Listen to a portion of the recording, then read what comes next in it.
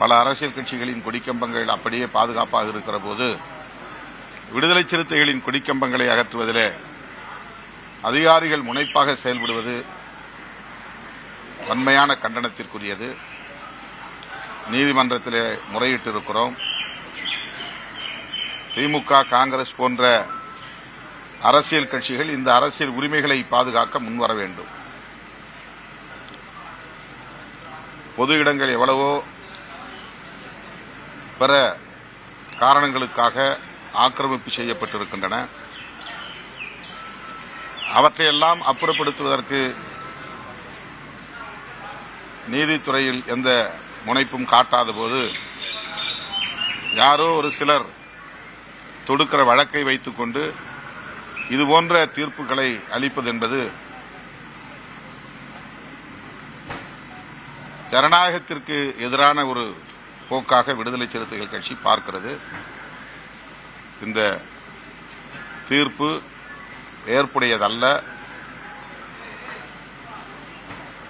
புதிய புதிய இயக்கங்கள், அரசியல் கட்சிகள் எதிர்காலத்திலும் தோன்றக்கூடும். அவர்களெல்லாம் தங்களின் இருப்பை வெளிப்படுத்துவதற்கு வேறு என்ன வழிமுறை இருக்கிறது என்கிற கேள்வி எழுகிறது. எனவே இந்த தீர்ப்பை விடுதலை சிறுத்தைகள் கட்சி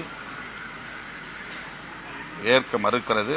இந்த அரசியல் உரிமைகளை பாதுகாப்பதற்கு அனைத்து ஜனநாயக சக்திகளும் ஒருங்கிணைய வேண்டும் என்று கேட்டுக்கொள்கிறோம். 2026 ஒரு கட்சி தனிப்பெரும்பான்மையை ஆட்சி அமைக்க வாய்ப்பு இருக்கா, இல்ல கூட்டணி ஆட்சி தான் சாத்தியமாக்குமா? ஏன்னா நேற்றைய தினம் எடப்பாடி பழனிசாமி என்ன சொல்றாருன்னா, அதிமுக தனிப்பெரும்பான்மையோட ஆட்சி அமைக்கும் அப்படின்னு சொல்லி ஒரு வார்த்தையை சொல்றாரு.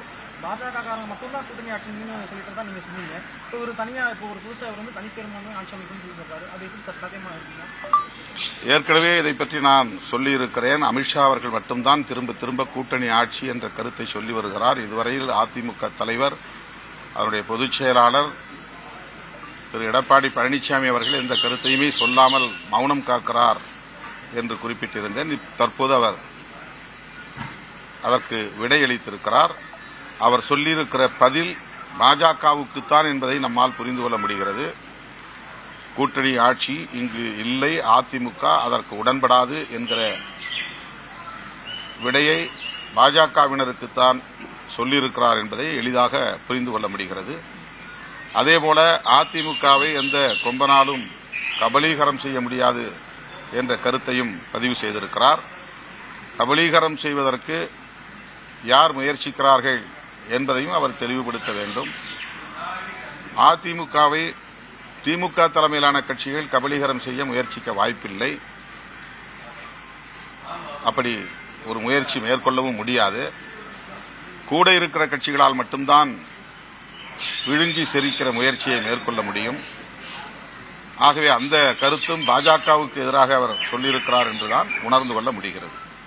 எனவே பாஜகவுக்கும் அதிமுகவுக்கும் இடையிலே ஒரு இணைப்பு இருக்கிறதே தவிர பிணைப்பு இல்லை என்பதை புரிந்து கொள்ள முடிகிறது. வரப்போல தேர்தலில் பாஜக பிரிஞ்சாங்க அப்படின்னா அதிமுகவோட நீங்க ஒன்றிணைய வாய்ப்பு இருக்கா? இது யூகமான கேள்வி என்று பலமுறை சொல்லியிருக்கிறேன். அப்படி ஒரு நிலை வருகிற போது கேள்வி எழுப்புங்கள், பதில் சொல்லுகிறேன். திருப்பவனத்தில் ஒரு இளைஞர் காவல் நிலையத்துக்கு விசாரணைக்கு அழைத்து செல்லப்பட்டாரு. அவர் உயிரிழந்தது நேற்று பெரிய போராட்டம் இருக்கு. அது மிகுந்த அதிர்ச்சி அளிக்கக்கூடிய ஒரு சம்பவம். காவல்துறையினரின் விசாரணைக்கு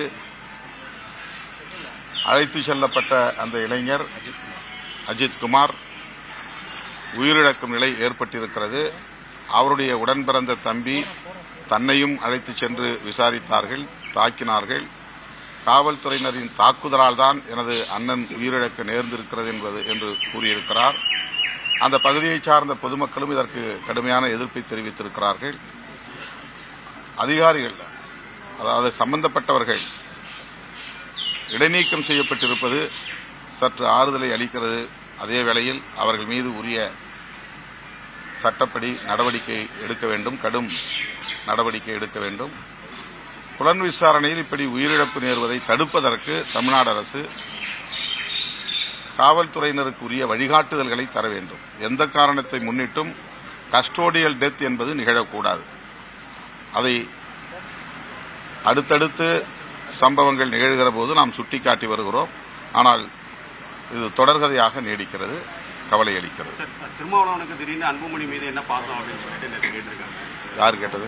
அன்புமணி திடீர்னு அமைதியான பாசம் வந்து அவர் அவங்க அப்பா மீது என்ன அப்படி கேட்டுக்காரா?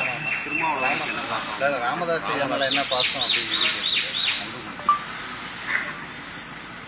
அது திமுக பாசம் என்பது ஒரு வலிமையான வார்த்தை. நாங்கள் குறிப்பிட்டது அந்த அடிப்படையால் அல்ல. தந்தை மகனுக்கு இடையிலே ஏற்படுகிற இடைவெளி பெரிதாகிவிடக் கூடாது என்கிற அடிப்படையில் சொல்லப்பட்ட ஒரு பொறுப்பான வார்த்தை, அவ்வளவுதான்.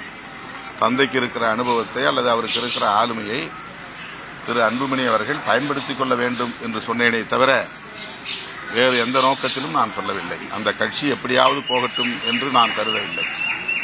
அந்த கட்சியும் இங்கே எளிய மக்களுக்காக போராடுகிற கட்சி என்று நம்புவதால் அவர்களுக்கு இடையிலான இடைவெளி ஏற்பட்டுவிடக்கூடாது. அந்த இடைவெளியை பயன்படுத்தி பாசிச சக்திகள் உள்ளே நுழைந்துவிடக்கூடாது. சனாதன பாசிஸ்டுகள் அதை தங்களுக்கு சாதகமாக பயன்படுத்திக் கொள்ள முயற்சிக்கிறார்கள். எச்சரிக்கையாக இருங்கள். யாரோ சொல்லுவதை கேட்பதை விட தந்தை சொல்லுவதை கேளுங்கள் என்று ஒரு பொறுப்பான வார்த்தையாகத்தான் அதை குறிப்பிட்டதை தவிர பிணைப்பான வார்த்தையாக சொல்லவில்லை.